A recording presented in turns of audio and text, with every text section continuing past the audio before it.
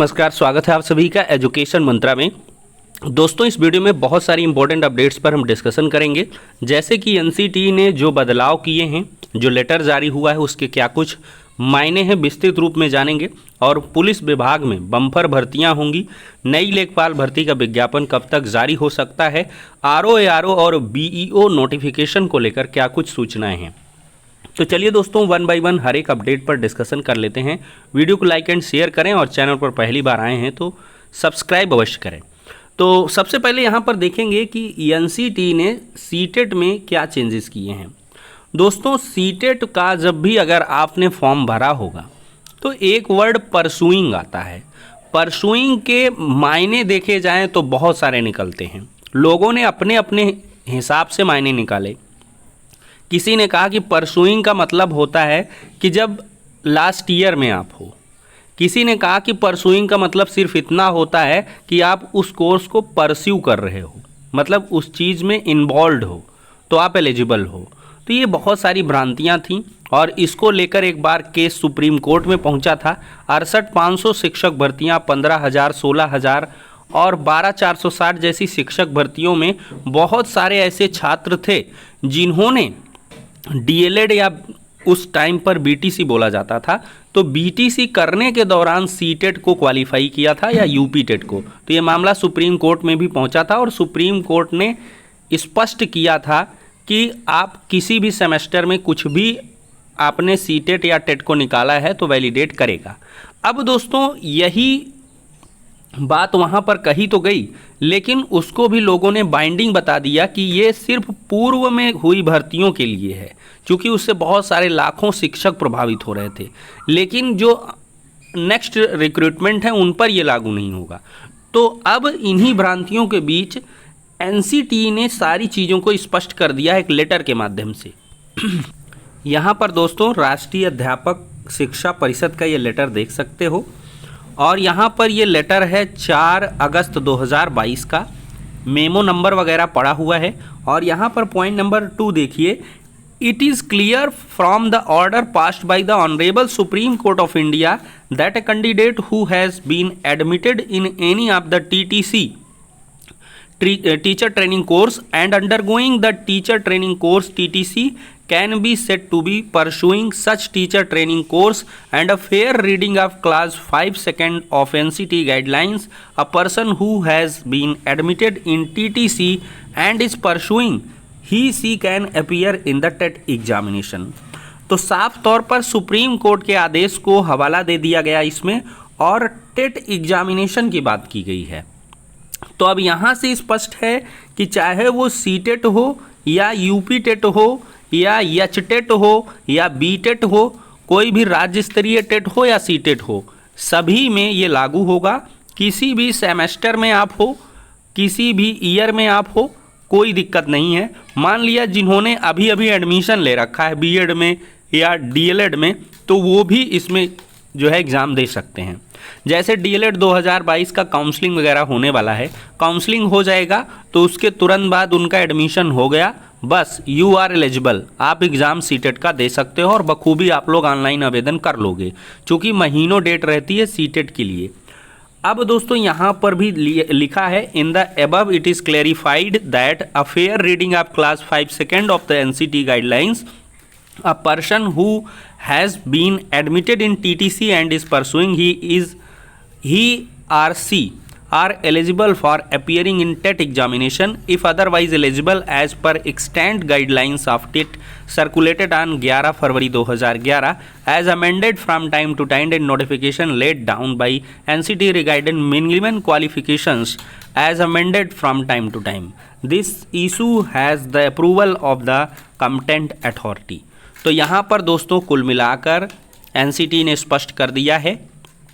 अब राज्य सरकारों को भी एक लेटर जारी कर देना चाहिए। और एक दिक्कत बहुत सारे छात्र ये भी पूछते रहते हैं कि सर हमने 15 का टेट है, 11 का है, 14 का है, 13 का है, कहीं का भी है, आपका वो अनलिमिटेड वैलिडिटी के साथ है। क्योंकि ये भी एनसीटी ने पहले से क्लियर कर दिया है, यूपी टेट में सब चीज़ जगह पर हर जगह ये लागू है। तो आपका टेट का सर्टिफिकेट कभी का भी हो वो वैलिड करेगा। वो भले ही एक्सपायर्ड हो गया हो, लेकिन वो 2011 से लेकर अब तक के सभी टेट सर्टिफिकेट के लिए एनसीटी ने स्पष्ट किया है कि लाइफ टाइम वैलिडिटी होगी। तो किसी भी सेमेस्टर में हो आप एग्ज़ाम टेट का दे सकते हो। इस जो है लेटर का कंक्लूजन यही है दोस्तों। तो इस लिहाज से देखा जाए दोस्तों तो लाखों छात्रों का इसका बेनिफिट मिलेगा और आने वाली जो शिक्षक भर्तियां हैं उसमें एक और फेयर और तगड़ा कंपटीशन देखने के लिए मिलने वाला है। अब दोस्तों हम बात करेंगे पुलिस विभाग में बम्पर भर्तियां होंगी। यहाँ पर दोस्तों देख सकते हैं सूचना का अधिकार के तहत डीजीपी कार्यालय ने दी जानकारी। यूपी में पुलिस कर्मियों के 59,856 पद रिक्त हैं, जिसमें से 26,714 पद आरक्षी के हैं और 13,656 पद मुख्य आरक्षी के हैं। तो दोस्तों उत्तर प्रदेश में पुलिस विभाग में भर्तियां खोलने के बाद भी अभी 59,856 पद रिक्त हैं।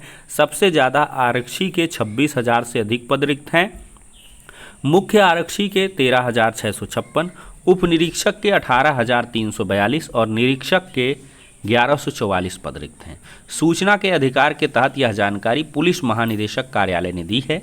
इनमें आरक्षी के पदों पर भर्ती प्रक्रिया पूरी कराए जाने के संबंध में पुलिस महानिदेशक द्वारा अधियाचन उत्तर प्रदेश पुलिस भर्ती और प्रोन्नति बोर्ड को भेजा जा चुका है।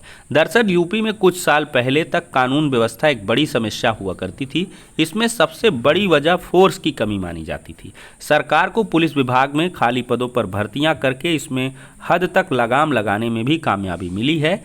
इन सब के बावजूद प्रदेश में पुलिस कर्मियों के 60,000 पद रिक्त हैं।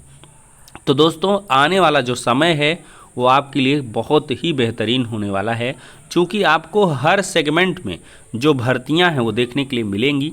मुख्य आरक्षी के 13,000, उप निरीक्षक के 18,000 और निरीक्षक के 1144 जैसे बड़े पदों पर आपको भर्तियां देखने के लिए मिलने वाली हैं। तो दोस्तों सदन में दी जानकारी। हाल ही में उत्तर प्रदेश विधानसभा में प्रश्नकाल के दौरान एक सवाल के जवाब में संसदीय कार्य मंत्री सुरेश खन्ना ने बताया था कि राज्य के पुलिस विभाग में आरक्षी नागरिक पुलिस के 26,714 और पीएसी आरक्षी के 8,714 पद रिक्त हैं। इन पदों पर भर्ती के लिए अधियाचन भेजा गया है। सरकार रिक्त पदों पर भर्ती प्रक्रिया पूर्ण कराएगी। तो ये नोटिफिकेशन बहुत ही ज़्यादा अवेटेड है और ये बहुत जल्द 34,000 पदों पर जो विज्ञापन है वो जारी होने वाला है। अब दोस्तों हम बात करने वाले हैं नई लेखपाल भर्ती का विज्ञापन कब जारी होगा। तो दोस्तों आज के समाचार पत्र में ही दिया गया है 5,000 से अधिक पदों पर लेखपाल भर्ती के रिक्त पदों के बारे में। तो दोस्तों जो ये विज्ञापन है इसमें अभी समय लगने वाला है और सरकार को भी बखूबी मालूम है कि अभी लेखपाल भर्ती प्रक्रिया खुद ही विवादों में फंसी हुई है। उस पर एसटीएफ जांच लगातार कर रही है। तो जब तक ये भर्ती पूरी नहीं हो जाएगी, और पूरी होने में अभी मार्च तक का समय लगेगा, मार्च में परिणाम आएगा और इसके बाद अप्रैल मई जून तक ही ज्वाइनिंग पॉसिबल है। तो आप भूल जाइए कि लेखपाल की जो भर्ती है वो पेट 21 से आएगी। तो ये UPSSC पेट 22 से ही आएगी। आप पेट का एग्ज़ाम अवश्य देंगे और एक हाई परसेंटाइल के साथ आपको एक स्कोर प्राप्त करना होगा, क्योंकि इसका कट ऑफ ज़्यादा भी जा सकता है और बहुत सारे छात्र बाहर रह सकते हैं। तो ऐसे में आपका कर्तव्य है जब तक आपका लक्ष्य ना मिले तब तक मेहनत करते रहना। अब दोस्तों RO और BEO के नोटिफिकेशन पर चर्चा कर लेते हैं। दोस्तों RO 2022 के नोटिफिकेशन के बारे में जो सूचना है वो मिली थी और समाचार पत्र में रिक्त पदों की जानकारी दी गई थी। BEO के नोटिफिकेशन के बारे में भी जानकारी दी गई थी। तो दोस्तों अभी देखा जाए तो ये दोनों भर्तियां लोक सेवा आयोग के माध्यम से निकलेंगी और लोक सेवा आयोग पूरा फोकस लगाया है LT ग्रेड शिक्षक भर्ती के विज्ञापन के लिए, क्योंकि इसका विज्ञापन बहुत दिनों से अवेटेड है। TGT PGT 2022 का विज्ञापन आ चुका है, उसके ऑनलाइन आवेदन भी हो चुके हैं, एग्ज़ाम की तैयारियां हो रही हैं। तो ऐसे में लोक सेवा आयोग जो मैटर है समकक्ष अर्हता का उसको सुलझा रहा है। कल की डेट में और आज की डेट में लगातार सुनवाइयां हुई हैं और बहुत जल्द ये LT ग्रेड की अर्हता संबंधी जो विवाद है उसका निस्तारण होगा और इसके तुरंत बाद आपको जो नोटिफिकेशन है वो TGT PGT का नहीं, सॉरी मैंने गलत बोल दिया, यहाँ पर LT ग्रेड शिक्षक भर्ती का मिलने वाला है। LT ग्रेड शिक्षक भर्ती का आएगा। RO और BEO के जो नोटिफिकेशन हैं वो डिलेड हैं, अभी ये जारी नहीं होंगे और ऐसी सूचना मिल रही कि RO का जो विज्ञापन है वो इस साल नहीं आएगा, इसकी उम्मीद कम है और LT ग्रेड का विज्ञापन आएगा और BEO का विज्ञापन वो सितंबर महीने में आपका प्रस्तावित है। तो ये दोस्तों हो जाती हैं सूचनाएं। RO के लिए अभी आपको इंतज़ार करना पड़ेगा, लेकिन BEO के लिए जो विज्ञापन है वो बहुत जल्द आ सकता है। इसमें और पदों का अधियाचन पर एक्सरसाइज हो रहा है, मे बी और पद बढ़ जाएं और फिर इसके बाद आपको विज्ञापन देखने के लिए मिले। LT ग्रेड का जो है वो तैयार है पूरी तरीके से, उसका अर्हता का विवाद निपटेगा, विज्ञापन जारी हो जाएगा। तो फिलहाल के लिए दोस्तों ये सारी इन्फॉर्मेशन हो गई। आई थिंक आपको बेनिफिशियरी लगा होगा। नेक्स्ट वीडियो में मिलते हैं।